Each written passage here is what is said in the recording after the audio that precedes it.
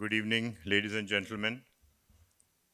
On behalf of Ahmedabad Management Association, I extend a heartfelt welcome to all of you on this very important day of World Suicide Prevention Day. Today, we pause to remember one truth that unites us all. Life is precious. Jivan amulya છે. No matter the challenges we face, each life carries hope, purpose, and possibility. આપણું જીવન આશા હેતુ અને શક્યતાઓથી ભરેલું છે. This day is about reminding ourselves that a listening ear, કોઈ સાંભળનાર જોઈએ, a kind word or a moment of support can truly make a difference. Together we can create a world where no one feels alone in their struggle. કોઈ પણ વ્યક્તિ પોતાના સંઘર્ષમાં એકલતા ના અનુભવે. I was just talking to our guests that suicidal thoughts are difficult to voice and harder still to hear. Statistically, every 40 seconds, દર 40 seconds में दुनियाમાં કોઈ cornerમાં, somewhere in the world, a life is lost to suicide. So that's why today when we say Jivan Amulya છે, we are here to understand that. Every life has meaning. Every voice deserves to be heard. દરેકને પોતાના વિચારો અમલમાં મૂકવાનો અધિકાર હોય છે. And every moment of kindness can make a difference. We are fortunate to be joined by our distinguished speaker, Dr. Prashant Bhimani. Dr. Bhimani is not only one of Ahmedabad's most respected psychologists, but also a guiding light to countless individuals and families over the past 3 decades. What makes his work special is not only his professional expertise, but also the deep empathy and human touch he brings to every interaction. Through his writings, radio shows, and public talks, Dr. Bhimani has touched lives, removed stigma, which is very important. We were talking about this earlier. Removed stigma around mental health and given people the courage to seek help. May I request all of you to give a warm applause to Dr. Bhimani, and we welcome him to the stage and give him a moment.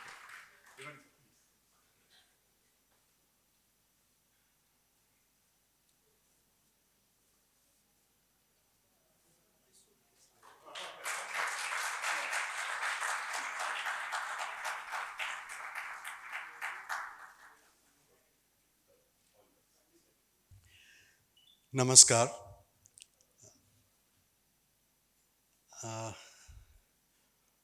Dear મોહલભાઈ, એએમએના office bearers, Himani, અમારા સમસ્ત વૈશ્વમાણિક પરિવાર તરફથી આવેલા ડિગ્નેટરીઝમાં હિરેનભાઈ અને આપ સૌ મિત્રો. આમ તો આ દિવસે વેલકમ કરવા જેવું કંઈ હોતું નથી, પણ આપણે વેલકમ એટલા માટે કરવું જોઈએ કારણ કે આપણી જિંદગીને વેલકમ કરવી છે, એટલા માટે. So we want to welcome the life. 1 કલાકનું જ્યારે આ લેક્ચર પૂરું થશે અથવા બધું આપણે જે કંઈ પણ વાત કરીએ પૂરી થશે, ત્યાં સુધીમાં આ દુનિયામાં 15 જણાએ આપઘાતથી જીવ ગુમાવ્યો હશે, જે બહુ જ મોટી ઘટના કહેવાય. અને આપણને હજુ ખબર નથી કે આપણી આસપાસ કેટલા એવા લોકો છે કે જે લોકો મનની અંદર કોઈને કોઈ નકારાત્મકતાથી પીડાતા હોય છે. આ નેગેટિવિટી જે છે એને કોઈ નામ આપી શકાતું નથી. દુઃખ, પીડા, ગ્રીફ, એગ્ની, અંદરને અંદર અકળામણ એ અત્યારની બહુ કોમન બાબત થઈ ગઈ છે.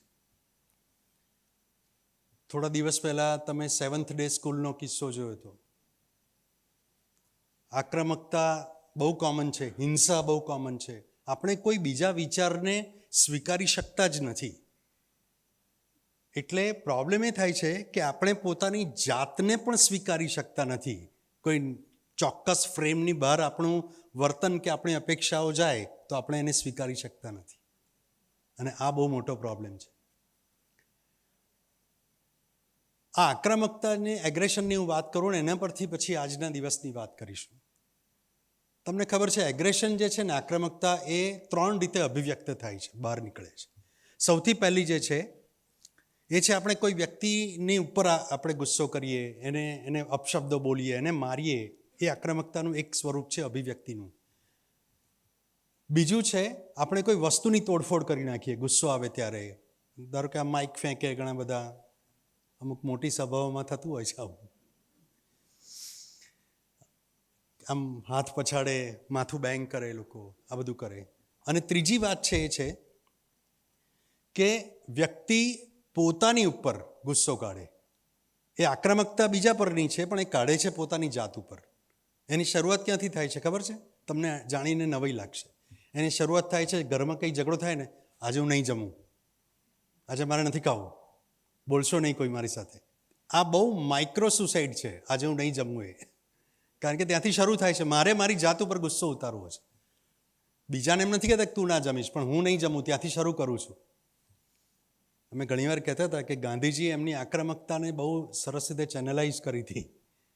અને એ એમની ખરેખર તો આ સાયકોલોજીકલ ગાંધીનું સાયકોએનાલિસિસ ફ્રોઈડે કર્યું છે, સિગમન્ડ ફ્રોઈડે બહુ જબરજસ્ત કર્યું છે. એટલે લંડનની અંદર ફિન્ચલી રોડ પર ફ્રોઈડનું ઘર છે. પહેલાં એ વિયેનામાં રહેતા હતા. સિગમન્ડ ફ્રોઈડ એટલે સાયકોલોજીની દુનિયાના ભીષ્મ પિતામહ કહેવાય. એમણે એમનું જે ઓફિસ છે એ ત્યાં મેં વિઝિટ કરેલી, તો એ વખતે એમની ઓફિસ ઉપર બે મૂર્તિઓ હતી. You will be surprise to know. એક મૂર્તિ હતી ગાંધીની અને બીજી મૂર્તિ હતી વિષ્ણુની. અને એના પરથી એક પુસ્તક બન્યું છે, વિષ્ણુ ઓન ફ્રોઈડ્સ ડેસ્ક. આવું એક પુસ્તક છે. અને કારણ કે એને એમાં રસ પડ્યો હતો. એ એથિસ્ટ હતા, એ માનતા નહોતા ભગવાનમાં, પણ છતાં પણ એને રસ પડ્યો હતો કે આ બધું શું છે, કેવી રીતે થાય છે. અને એમના શિષ્ય કાર્લ યુંગ અને આલ્ફ્રેડ એડલર, એમાં યુંગ તો ઇન્ડિયા આવ્યા હતા અને ઇન્ડિયન સાયકોલોજી અને ફિલોસોફીનો અભ્યાસ કર્યો, અને એમાંથી એમણે પોતાની થિયરી, ટેકનિક અને સાયકોથેરાપી ડેવલપ કરી. આ એક આખી અલગ બાબત છે. હવે જે હું તમને જે વાત કરતો હતો આક્રમકતાની, આ 3 બાબતમાં છેલ્લી જે આક્રમકતા છે પોતાની જાત ઉપર ઉતરે છે. અને પોતાની જાત ઉપર જે આક્રમકતા ઉતરે એ વખતે જો ડિપ્રેશન ભેગું થયું હોય અને એની ઉચ્ચતમ અવસ્થા એટલે આપઘાત. આ રીતે આપઘાત થતા હોય છે. આપઘાતમાં 2 મુખ્ય, એના બીજા પણ 2 એના અલગ પ્રકારો કહી શકાય. એક જે છે એ ધીરે ધીરે ધીરે વિચારીને ઠંડા કલેજે પ્લાનિંગ સાથે થતી આ દુર્ઘટના અથવા આપઘાત. લોકો વર્ષોથી પ્લાન કરતા હોય, નથી મજા આવતી, ડિપ્રેશન હોય પણ એ ડિપ્રેશનને સ્વીકાર ના થતો હોય. ડિપ્રેશન મને છે એવું મારે કોઈને કહેવાતું નથી. મારે ડિપ્રેશન છે એવું કહીશ તો લોકો મને શું કહેશે, એની ચિંતા મનમાં છે. એટલે ધીમે ધીમે નકારાત્મકતા એટલી બધી વધતી હોય. મને યાદ છે થોડા વર્ષો પહેલાં એક પ્રોફેસર દંપતીએ જીવરાજ પાર્કની અંદર બંને જણાએ મોટી ઉંમરમાં આપઘાત કરેલો. કેમ? તો કે બસ કંઈ હવે જીવનમાં રહ્યું નથી, કારણ ખબર નથી. એ લોકોએ લખીને ગયા હતા એવું કે કારણ ખબર નથી પણ અમે આપઘાત કરીએ છીએ કારણ કે બસ જીવનમાં કંઈ રસ નથી. તો રસ નથી એ શબ્દ જે છે ને એના પર બહુ ધ્યાન આપવું જરૂરી છે. આ યાદ રાખજો. કારણ કે આપણે એવું વિચારીએ છીએ કે હંમેશા રસ હોવો જ જોઈએ, હંમેશા આનંદ ટકવો જ જોઈએ, આનંદ હોવો જ જોઈએ. પ્રોબ્લેમ જ ત્યાં છે. એક તો આપણને એક્સ્ટ્રીમિટીઝની ટેવ પડી છે, કાં તો બહુ જ રસ હોવો જોઈએ અને જરાય નથી તો બહુ ખરાબ છે. વચ્ચેની બાબતમાં આપણે માનતા નથી. પ્રોબ્લેમ જ ત્યાં છે. અને એ સ્થિતપ્રજ્ઞતાની વાત છે, હું છેલ્લે કહીશ તમને. તો આ ધીમે ધીમે પ્લાનિંગથી થતું જે કંઈ પણ નકારાત્મકતા કે સુસાઇડની વાત હોય એમાં લોકો શું કરતા હોય છે અમે પેશન્ટને જ્યારે જોઈએ છે મોલભાઈ, ત્યારે એ લોકો તમને એકદમ જ આમ હેપી દેખાય. ઘરના કે સાહેબ આ તો ખરેખર પ્રોબ્લેમમાં છે, બહુ દુઃખી છે. હેપી દેખાય એટલે સ્યુડો હેપીનેસ, કૃત્રિમ પ્રકારનો એનામાં હસવાનું આનંદ દેખાય. તમને થાય કે આને તો ખરેખર બહુ દુઃખની ઘટના બની છે એની જોડે, તો આવો કેમ માણસ છે? તો એવું બધું કહે ને આપણે જીવનમાં બહુ સારું છે, બધું બરાબર, તમે બરાબર છો, કોઈનું ખરાબ કરવું ના જોઈએ, આમ કરવું જોઈએ, ઉપદેશો આપણને આપે, આ બધું કરે.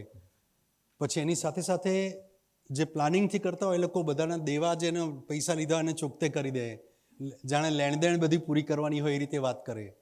પછી સોશિયલ મીડિયાની પોસ્ટ એવી બધી તમે જુઓ તો છેલ્લે અમે જ્યારે સાયબર બિહેવિયર ચેક કરીએ તો એમાં ખબર પડે કે સોશિયલ મીડિયાની પોસ્ટ પણ એને લગતી જ હોય કે લાઈફ આવી જ છે ને નો બડી અન્ડરસ્ટેન્ડ્સ ને અંતે એ પ્રકારની એ પણ જોવા મળે તમને. જ્યારે અમે પોસ્ટ ફેક્ટો એનાલિસિસ કરીએ છીએ, જ્યારે આ થયા પછીના જેટલા લોકો છે એમનું જ્યારે એમના વર્તનનો અભ્યાસ કરીએ ત્યારે આવું ખબર પડે છે. અને એની સાથે સાથે એ લોકો પછી સુસાઇડ નોટ લખવા માટે પણ એ લોકો 1-2 વાર ટ્રાય કરે કે હું લખીને જઈશ તો એ વાંચનાર માણસને કેવું લાગશે, એવું પણ કરતા હોય છે. એટલે અમુક લોકો આ પ્રકાર આટલું પ્લાનિંગ કરી દે, પોતાના વિલ બનાવી દે, બધું કરી દે, બધાને આપી દે. આ એક પ્રકારના છે. પણ જે આજે આપણે વાત કરીએ છીએ એ છે ઇમ્પલ્સિવ સુસાઇડ. એકદમ આવેશમાં આવીને વ્યક્તિ કંઈક પગલું ભરી બેસે. થોડા દિવસ પહેલાં તમને યાદ હશે, એક છોકરી જે છે, નાની સ્કૂલની છોકરી, એ હાથમાં કિચન ફેરવતી હતી અને સ્કૂલની બાલ્કનીમાંથી એ ચાલતી હતી અને એકદમ જમ્પ કરીને પડી ગઈ. થોડાક જ દિવસ પહેલાં, આઈ ડોન્ટ નો સ્કૂલનું નામ ભૂલી ગયો, પણ એ કિસ્સો પણ બહુ જાણીતો થયો હતો. નવાઈ લાગે આપણને. સીસીટીવીમાં દેખાય છે કે એકદમ કોન્ફિડન્સમાં જતી હતી છોકરી. હા, યસ, સોમલલિત. તો આ કેમ આવું થાય છે તમને જાણીને નવાઈ લાગશે કે વર્લ્ડ હેલ્થ ઓર્ગેનાઇઝેશને ભારતને યુવાનોના આપઘાતનું કેપિટલ ગણાવ્યું છે. એટલે અત્યારે 15 થી 29 વર્ષની વચ્ચેના હાઈએસ્ટ યંગસ્ટર્સ એ ઇન્ડિયામાં આપઘાત કરે છે. તમને જાણીને નવાઈ લાગશે. આપણી આસપાસ પણ આ બધી ઘટનાઓ, દુર્ઘટનાઓ બનતી રહે છે. અને આ બાબત બહુ જ અઘરી છે સમજવા માટે. અને આપણને અત્યારે બેઠા તો એમ થાય કોઈ વ્યક્તિ પોતાનો જીવ કેવી રીતે લઈ શકે, એવી કઈ સ્થિતિ થતી હશે. એ સ્થિતિની અંદર જ્યારે પણ ચર્ચા કરી છે છેલ્લી ઘડીએ, જેટલા લોકોના કોલ્સ ઘણીવાર આવતા હોય છે અને પછી એ બચી જતા હોય છે, તો એવા લોકો ખાસ કરીને વિચારે છે ત્યારે એવું વિચારે છે કે હવે કોઈ રસ્તો જ નથી, દુનિયા મને સમજતી નથી, આ દુનિયા મને હું લાયક નથી અને કોઈ મારું છે જ નહીં અને કોઈ મારી લાગણીઓને કોઈ સમજતું જ નથી. પ્રોબ્લેમ આ લાગણીઓનો બહુ મોટો છે. આ લાગણીઓનો પ્રોબ્લેમ જે છે ને એ જ માણસ માટે બહુ મેજર પ્રોબ્લેમ કરે છે. કારણ કે આપણે મનમાં અપેક્ષા બાંધી કે એણે મારી વાત આવી રીતે સમજવી જોઈએ અને એ વ્યક્તિ મારી વાત આવી રીતે સમજતી નથી. અને કેમ આવું છે, આખી જિંદગી મેં એના માટે આપી દીધી તોય એ મને આટલું પણ ના સમજે મારું. પ્રોબ્લેમ ત્યાંથી શરૂ થાય છે. એટલે માણસ બહુ જ અતિશય લોજિકલ હોય, બહુ જ બુદ્ધિશાળી હોય, અતિશય આમ જેને કહે ને બહુ જ બ્રિલિયન્ટ હોય, પણ એટલે કે બીજી ભાષામાં કહું તો આઈક્યુ બહુ હાઈ હોય પણ ઇક્યુ બરાબર ના હોય ત્યારે તકલીફ ઊભી થતી હોય છે. ઇમોશનલ કોશન્ટ, પેલો ઇન્ટેલેક્ચ્યુઅલ કોશન્ટ એટલે બુદ્ધિ આંક વધારે હોય, પણ જ્યારે ઇમોશનલ કોશન્ટ બરાબર બેલેન્સમાં ના હોય, લાગણીનું બેલેન્સ ના હોય ત્યારે તકલીફ થતી હોય છે. અને આપણે અહીંયા આગળ ઘણી બધી વાર હું હંમેશા કહેતો હોઉં છું એ પ્રમાણે કે કેટલાક લોકોએ, કેટલાક લેખકોએ, કવિઓએ, પિક્ચર બનાવનારોએ એટલું બધું લાગણીની વાતો કરી દીધી, બધે દિલ આપવાનું, દિલ લેવાનું, દિલ તૂટી ગયું, દિલ બંધાઈ ગયું, અરે એટલું બધું કરી દીધું કે અત્યારના યંગસ્ટર્સને એમાંથી બહાર જ નથી નીકળતા. એટલે પ્રેમ શબ્દની સાચી વ્યાખ્યાની આજુબાજુ કોઈ રહેતું જ નથી, એ સિવાયની આકર્ષણની આજુબાજુની જ વાત હોય છે. તમે જુઓ તો અત્યારના ઘણા બધા છોકરાઓ, ઈમાની ધ્યાન આપજે, ઘણા બધા છોકરાઓ જે છે એને નથી કહેતો પણ એને બહુ ઉપયોગી થાય છે એવું છે. એટલે સવારે સિંગલ હોય છે, સાંજે કમિટેડ થઈ જાય છે અને બીજા દિવસે પાછા સિંગલ થઈ જાય છે અને ચોથા દિવસે નોટ ફિલિંગ લાઈક લિવિંગ એવું લખવા માંડે સ્ટેટસમાં. એટલે આ બધી બાબતો જે છે એ ખૂબ અગત્યની છે સમજવા માટે. આપણી વચ્ચે અત્યારે અમારા સમસ્ત વૈષ્ણવ પરિવારના પ્રેસિડેન્ટ અમદાવાદના યોગેશભાઈ પરીખ હાજર છે, એમનું સ્વાગત કરીએ આપણે. મોહલ સારાભાઈ અને તો આ આખી જે ઘટના થાય છે એમાં દિલની વાત બહુ ચાલી છે અને પ્રોબ્લેમ એનો જ થયો છે. અત્યારે તમે જુઓ કે જેટલા લોકોના બ્રેકઅપ્સ થાય છે એ બ્રેકઅપને સહન નથી કરી શકતા લોકો. જે લિસ્ટ આવે છે કે સુસાઇડથી અથવા બીજી કોઈ રીતે જે આવી અપમૃત્યુ જે પામેલા લોકો છે એના કારણો તમે જુઓ તો સૌથી પહેલું કારણ જે છે એ છે ફેમિલી પ્રોબ્લેમ્સ, ઇમોશનલ પ્રોબ્લેમ્સ, સંબંધોના ઝઘડાઓ, રિલેશનશિપ બ્રેકઅપ્સ. ચોથું, એ લોકોને એક્ઝામમાં ફેલ્યુઅર. પાંચમું, એને સૌથી પહેલું જે છે આ બધાથી જુદું એ બાયોલોજિકલ રીઝન છે મેન્ટલ ઇલનેસ, પણ એની પછી આપણે વાત કરીએ. પણ જે આપણને લાગુ પડે છે બીજું બધું આપણી આસપાસના એ મુદ્દાઓની આપણે ચર્ચા કરીએ. તો એની અંદર આ બધા જ મુખ્ય છે. અત્યારે બહુ વર્ષો પહેલાં એક કારણ હતું જ્યારે અમે ભણતા હતા ત્યારે કે જેને ટર્મિનલ ઇલનેસ હોય, એટલે કે જેને કેન્સર છે કે ખબર છે કે હવે હું નહીં જીવું, એવા લોકો આપઘાત કરતા હતા. સૌથી પહેલો નંબર એ લોકોનો હતો. પણ હવે બદલાઈ ગયું છે. હવે આખું ફોકસ માત્ર રિલેશનશિપ અને ઇમોશનલ ને આ બધા પર જ આવી ગયું છે. દરેક વસ્તુઓમાં આપણે એવું જ કહીએ છીએ કે ભાઈ આ લાગણીની તકલીફ થઈ એટલે આ થયું. મારું હાર્ટ બ્રેક કરી નાખ્યું. હાર્ટ બ્રેક થતું જ નથી ક્યારે. હાર્ટની અંદર પમ્પિંગ જ થાય છે લોહીનું. બીજું કશું જ નથી થતું. આપણે સમજવાની જરૂર છે. અને એ હાર્ટમાં છે જ નહીં, એ માઇન્ડમાં જ છે. અને માઇન્ડ અને બ્રેઇન વચ્ચે પણ ફરક છે, આપણે એ પણ ઘણીવાર સમજવો પડશે. બ્રેઇન જે છે એ ફિઝિયોલોજિકલ છે, એ દેખાય છે તમને, ફિઝિકલ છે. એ વસ્તુની જેમ માઇકની જેમ હું બતાવી શકું કે આ મગજ છે. 150 ગ્રામનું અથવા 1500 ગ્રામનું વજન હોય છે, 1400 થી 1600 ગ્રામની વચ્ચે. એ મગજ આપણને ખબર છે કે આ મગજ છે. મન આપણને ખબર નથી, દેખાતું નથી. મન જે છે, વિચારો છે, લાગણીઓ છે, એ બ્રેઇનની અંદર થતી પ્રોસેસનું પરિણામ છે. અને એટલે એ આખી આપણા મનોજગતમાં ઊભી થતી વૈચારિક એક આખી એવી એન્ટિટી છે કે જે નાનપણથી ઊભી થાય છે. બાળક જ્યારે 1 થી 2 વર્ષનું હોય અને પોતાની જાતને પહેલાં અરીસામાં જોવે ત્યારે એને ખબર પડે છે કે આ કોઈક છે. કોણ છે? તો કે હું જ છું. હું ડાબી બાજુ જોઉં તો પેલો આમ જાય છે, પેલો આમ જાય છે. બાળકને આ સંજોગોમાં આ વખતે એને સેલ્ફ એવા શબ્દનો એને અનુભવ થાય છે કે આ સેલ્ફ છે, આ હું છું. એટલે સેલ્ફ કન્સેપ્ટ જે છે એ ત્યાંથી તૈયાર થાય છે. પછી ધીરે ધીરે મુકાય છે, આવું કરાય, આવું ના કરાય, આ સારું છે, આ ખરાબ છે, આ ગુડ બેડ, આ ભગવાન છે, આ શૈતાન છે, આ બધી અલગ અલગ વસ્તુઓ મગજમાં મુકાતી જાય. બાકી તો બધા સરખા જ જન્મ લઈએ છીએ આપણે. પણ એ પછી એ સેલ્ફની આજુબાજુ આપણી દુનિયા ઊભી થાય છે. અને બાળક જ્યારે થોડું ધીમે ધીમે મોટું થાય છે અને ઘરની અંદરનું વાતાવરણ જ્યારે નકારાત્મક જુએ છે ત્યારે એની અંદર નકારાત્મક અભિગમ ધીરે ધીરે ડેવલપ થાય છે. માતા પિતા ઝઘડતા હોય, માતા પિતામાંથી કોઈ એકનું નેગેટિવ અથવા બંનેનું નેગેટિવ બિહેવિયર હોય, આખો દિવસ નિરાશાજનક વાતો થતી હોય, કોઈક આજુબાજુના એની ઘરની આસપાસનું વાતાવરણ ખરાબ હોય, હંમેશા કંઈ પણ પ્રોબ્લેમ થાય, અરે રે હવે શું કરીશું, આ પહેલું રિએક્શન હોય. એટલે બાળક પહેલાં જ આ બધું જુએ છે. એને પહેલાં ખબર નથી પડતી આ શું થાય છે. તમે જુઓ કેટલાક બાળકોને સ્કૂલે ના જવું હોય તો એને માથું દુખે, પેટમાં દુખે, એવી જગ્યાએ દુખે જે તમે ચેક ના કરી શકો. કેમ? કારણ કે એને ખબર છે કે આવું ઘરમાં પણ થતું હોય છે. કેમ થતું હોય છે? કારણ કે મોટા લોકો જે હોય છે એ લોકોમાં ઘણીવાર આ સાયકોસોમેટિક પ્રોબ્લેમ હોય છે અને એ લોકો બીજાનું ધ્યાન ખેંચવા માટે અનકોન્શિયસલી એવું બિહેવિયર કરતા હોય છે. બાળકો એ જોઈને શીખે છે અને નકારાત્મકતા પણ ત્યાં જોઈને જ શીખે છે. એટલે નિરાશાજનક જે અભિગમ છે એ બાળક નાનપણથી શીખે છે. અને એટલે હું હંમેશા કહેતો હોઉં છું કે દરેક સાયકોલોજીકલ પ્રોબ્લેમના મૂળમાં જીનેટિક્સ અને ઉછેર, આ 2 બાબતો બહુ મહત્વની રહેલી છે. આ 2 બાબતો પર જો આપણે ધ્યાન આપીએ તો ચોક્કસપણે આપણે ઘણો બધો સુધારો કરી શકીએ. તો આ નેગેટિવિટી જે છે એ બાળકની અંદર આવે છે ક્યાંથી? જ્યાંથી પોઝિટિવિટી આવે છે, જ્યાંથી બાળક આપણે સારું કરતા, જ્યાં સારું શીખવાડીએ છીએ, ખરાબ પણ ત્યાંથી જ આવે છે. કેમ? કેટલાક બાળકો ગુસ્સો કરે તો એ બાળકો જે છે ગુસ્સો કરવાની રીત માત્ર ગાળો બોલીને જ કરશે. કેટલાક લોકોને બોલવાનું હોય જ નહીં, સીધો હાથ જ ઉપાડશે. કેમ કરે? કારણ કે એણે એવું જ જોયું છે, એટલા માટે એવું કરે છે. એટલે આ જ રીતે જો આસપાસમાં, પોતાના ઘરમાં આપણે અમે જોયું છે, આપણે ધ્યાન રાખવા જેવું છે, કોઈકે જો ખરેખર સુસાઇડ કર્યો હોય અને એના ઘરમાં કોઈ જીનેટિકલ હિસ્ટ્રી હોય તો એના પણ સુસાઇડ થવાની સંભાવના ખૂબ વધી જાય છે. અને એટલે આપણે ધ્યાન રાખવું બહુ જરૂરી છે. કારણ કે અત્યારના પ્રોબ્લેમ જ એ છે કે આપણને માથું દુખે, શરીર દુખે, પેટમાં દુખે, હૃદયમાં પ્રોબ્લેમ થાય, હાર્ટ એટેક આવે તો આપણે બહુ જ ગર્વભેર કહીએ છીએ કે ભાઈ હું આ 5 સ્ટાર હોસ્પિટલના સ્વીટ રૂમમાં દાખલ છું, મારી ખબર કાઢવા ત્યાં આવજો, એવું બધાને કહીએ છીએ આપણે. પણ આપણે એવું ક્યારેય નથી કહેતા કે હું સ્ટ્રેસમાં છું, મારી જોડે બેસવા આવજો ને જરા. એવું ક્યારેય આપણે કહેતા નથી. તો હું એવું ઈચ્છું કે આજ પછી આપણે એવું કહેતા થઈએ કે આ મને ચિંતા છે, સ્ટ્રેસ છે યાર, આવને બેસીએ, આપણે વાત કરીએ. કારણ કે સમાજની અંદર મને ડિપ્રેશન, ચિંતા કે નકારાત્મકતા છે એવું કહેવું એક કલંક ગણાય છે, જે વાહિયાત વાત છે. આપણે બધા જ માણસ છીએ, સ્ટ્રેસ બધાને હોઈ શકે.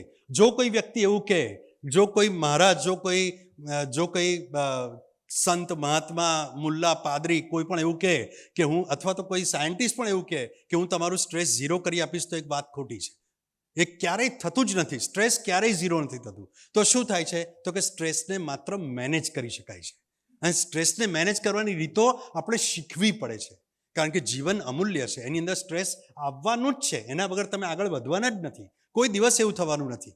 તો હું એવું સ્પષ્ટપણે કહું છું કે નાનપણથી જો બાળકને એની ડીલિંગની પ્રોસેસ આપણે સમજાવી હશે તો ફ્યુચરમાં આવું નહીં થાય એનામાં. ભલે ઘરની અંદર ભલે કોઈ નકારાત્મક ઘટના ભૂતકાળમાં બની ગઈ હોય, પણ મેં ઘણા એવા લોકો જોયા છે કે ઘરમાં ખરાબ ઘટનાઓ બની હોય આવી, તો પણ પોતે એકદમ ફિનિક્સની જેમ બહાર આવે છે અને સરસ રીતે જીવન જીવે છે. કેમ? કારણ કે એને ખબર છે, શીખે છે જાતે કે આ પ્રોબ્લેમનું, આ સમસ્યાનું સમાધાન કેવી રીતે થાય. અને એના માટે એ પોતાની લાગણીને પણ મેનેજ કરતા શીખે છે સ્ટ્રેસની સાથે. એટલે બધાને હું કહું છું, બધા મિત્રો સમજી લેજો, સાંભળી લેજો બરાબર, લાગણીને જરૂર કરતાં વધારે મહત્વ મહેરબાની કરીને ના આપતા. As a scientist, as a psychologist, as a doctor હું તમને આ કહું છું, બુદ્ધિને પણ જરૂર કરતાં વધારે મહત્વ ના આપતા. બંને રીતે કહું છું. તો શું કરવાનું? સંતુલનમાં રહેવાનું, બંને બાજુનું. જ્યાં લાગણીની જરૂર છે ત્યાં એ વાપરવાની, જ્યાં બુદ્ધિની જરૂર છે ત્યાં એ વાપરવાની. કેવી રીતે, કેટલી વાપરવાની? તો કે પોતાના બહુ જ નજીકના લોકો જોડે લાગણીમય અપેક્ષા રાખો એ ચાલે, પણ દૂરના લોકો જોડે પેલાએ મને કેમ ના બોલાવ્યો, બધાની વચ્ચે મારું અપમાન કર્યું, અરે ભાઈ એના ઘેર તમારે જમવા જવું છે, છોડો ને એ વ્યક્તિને. કઈ ગયા તો કઈ ગયા, ઠીક છે. આપણે એમાંથી મુક્ત નથી થતા અને એટલે દુઃખી બહુ થઈએ છીએ. ઘણીવાર હું એક્ઝામ્પલ ઘણીવાર આપતો હોઉં છું કે લોકો રસ્તામાંથી આમ પસાર થતા અને એક ભાઈ જે છે એક ઝાડ હોય, એ ઝાડને આમ વળગીને ઊભા હોય છે અને આજુબાજુ બીજાને કહે છે કે મને છોડાવો ને, આનેથી છોડાવો ને ઝાડથી. તો શું કહે બધા કે ભાઈ તું મૂર્ખ માણસ છે યાર, બે હાથ આમ છોડી દે તો છૂટી જશે. આ છોડવું બહુ જરૂરી છે અને એ નથી કરતા એટલે આપણે પ્રોબ્લેમમાં આવીએ છીએ. કારણ કે આપણે અજાણ્યા લોકોને અથવા દૂરના લોકોને, જેનું મહત્વ નથી એવા લોકોને મગજમાં ભાડા વગરની એટલી બધી જગ્યા આપી દઈએ છીએ કે એનામાં દુઃખ સિવાય કશું મળતું જ નથી. અને શેના માટે દુઃખને આવ કહેવાનું? શેના માટે એને વળગવાનું કે ના ભાઈ તું રહે, દૂર ના જઈશ, મને ફાવતું નથી, એવું ના કહો. સુખ મહત્વનું છે. સુખ કેવી રીતે મેળવી શકાય એની પણ હું તમને વાત કરું. સુખના પ્રકારો પણ બહુ ઇમ્પોર્ટન્ટ છે સમજવા માટે, સાયન્ટિફિકલી બહુ જરૂરી છે. હું કોઈ બહુ હવાની કે બહુ આસમાની વાત નથી કરતો, ફેક્ટ અને જમીન પરની વાત કરું છું. 3 પ્રકારના હેપીનેસના 3 પ્રકાર છે, કારણ કે આજે મારે આ દિવસે વાત કરવી બહુ જરૂરી છે. સૌથી પહેલી જે હેપીનેસ છે એ છે આપણી ઇન્દ્રિય દ્વારા આવે, 5 પ્રકારની ઇન્દ્રિય દ્વારા: આંખ, કાન, નાક, જીભ અને ત્વચા, કે જેમાંથી આપણને કંઈક સ્વાદ આવે છે, આપણને સરસ સુગંધ આવે છે, આપણને મજા આવે છે અને ફરીને ફરી કરવાનું મન થાય છે. તો આ જે બધી બાબતો છે એ આપણને આનંદ કરાવે છે, એને પ્લેઝર કહેવાય. સુખ તો છે જ, પણ એ પ્લેઝર છે, એ યાદ રાખજો. એ ઇન્દ્રિયજન્ય આનંદ છે, એનાથી આવે છે આપણને.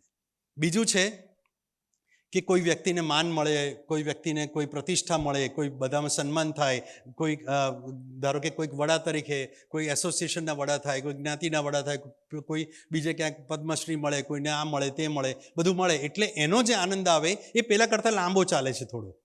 એ પેલો આનંદ કેવો છે, જમી લીધું, પતી ગયું, પછી બીજા દિવસે પાછું ઊભું રહે છે. પણ પેલું જે છે થોડા દિવસ લાંબુ ચાલે છે અને એમાં આ સમાજ પ્રગતિ કરે છે. યાદ રાખજો, સમાજ કેમ પ્રગતિ કરે છે? હું તમને અહીંયા આગળ જમવાનું કીધું કે અહીંયા જમવાનું છે તો આ બધી સીટો ભરાઈ ગઈ હોય. કારણ કે દરેક એવું હોય છે કે સાંભળવાનું તો ઠીક છે પણ જમવાનું છે કે નહીં, ઈમાની બેને જમવાનું રાખ્યું છે, ના નથી રાખ્યું તો શું કરીએ, એવું હોય. એટલે દરેક જગ્યાએ તમે જુઓ, પહેલાં તમને આમંત્રણ મળે તો પહેલાં શું જોશો? જગ્યા કઈ છે અને કેટલા વાગે જમવાનું છે. આ સૌથી પહેલું કોઈ પણ આમંત્રણમાં આ 2 બાબતો સૌથી પહેલી જોવાય છે. કારણ કે અને પાછું ત્રીજું હવે નથી જોવાતું, પહેલાં જોવાતું તો પેલી જૂની નોટ કાઢો, એણે કેટલા કર્યા હતા આપણને ચાંદલો, પછી જોઈએ, આ જોવાય છે.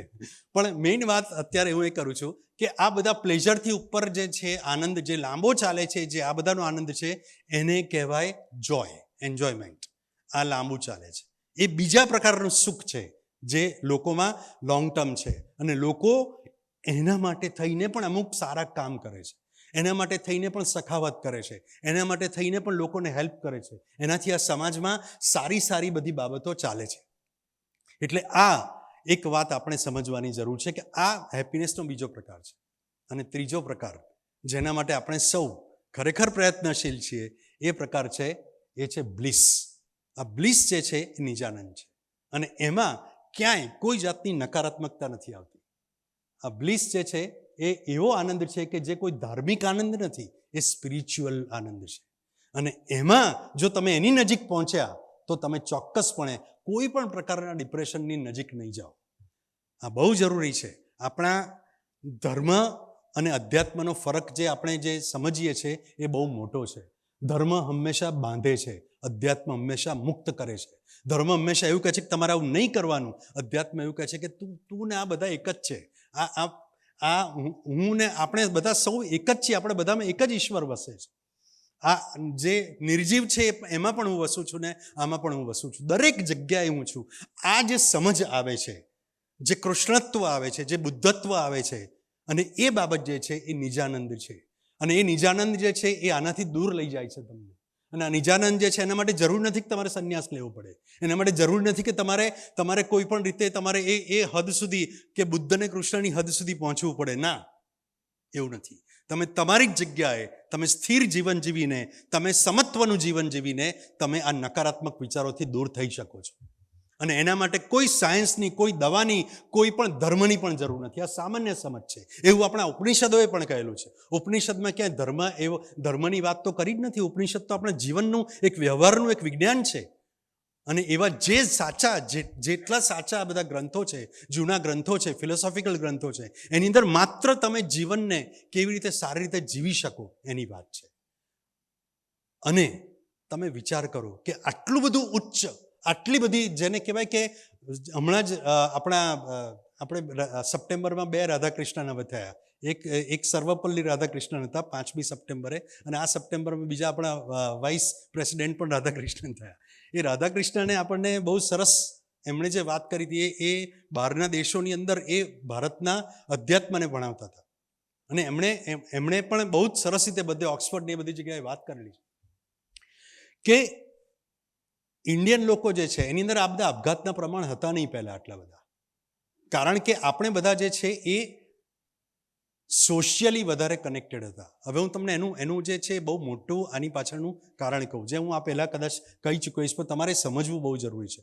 હાર્વર્ડ યુનિવર્સિટીની અંદર રોબર્ટ વાલ્ડિંગર, હમણાં હું જુલાઈની અંદર જ હું ત્યાં એક જગ્યાએ હું હાર્વર્ડ મેડિકલ સ્કૂલમાં જ હતો, અને ત્યાં આગળ એ લોકો સ્ટ્રેસ મેનેજમેન્ટનો, હું ભણતો હતો એ વખતે, હમણાં જ હજી ભણતો હતો, તો ત્યાં એ લોકોએ આ બધી વાત કરતા હતા, ઇન્ડિયન ફિલોસોફીની જ વાત કરતા હતા.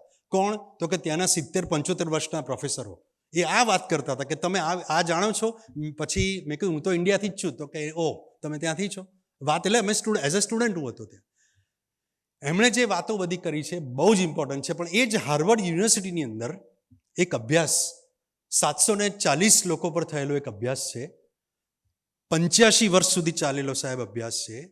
એની અંદરનો એક જ સવાલ હતો કે હેપીનેસનું રહસ્ય શું છે, કે હેપીનેસ લોકોમાં કેવી રીતે આવે છે, કેવી રીતે લોકો સુખી રહે છે. અને એમાં આટલા વર્ષો સુધી દર 5 વર્ષે, 10 વર્ષે, 15 વર્ષે એ લોકોને ક્વેશ્ચનર પૂછીને એમના લાઈફસ્ટાઈલનો અભ્યાસ કરીને બધું પૂછ્યું. એમાં કોઈક ઇન્ડસ્ટ્રીયાલિસ્ટ હતા, કોઈ સ્ટુડન્ટ હતા, કોઈ બિઝનેસમેન હતા, એમાં એક તો હતા એ વખતના ભવિષ્યના થનારા પ્રેસિડેન્ટ એટલે જ્હોન એફ કેનેડી, પણ એ અભ્યાસનો એક ભાગ હતા. આ બધા લોકોએ ત્યાં આગળ એમની ઉપર અભ્યાસ કર્યો અને એમને પૂછ્યું કે મોટી ઉંમરે બધા લોકો બહુ ખુશ જે હતા, એ લોકોએ એમને પૂછ્યું કે તમે આટલા ખુશ કેવી રીતે છો? અને યાદ રાખજો, એ લોકો એકબીજાને ઓળખતા નહોતા પાછા બધા જે લોકોએ આ જવાબ આપ્યો.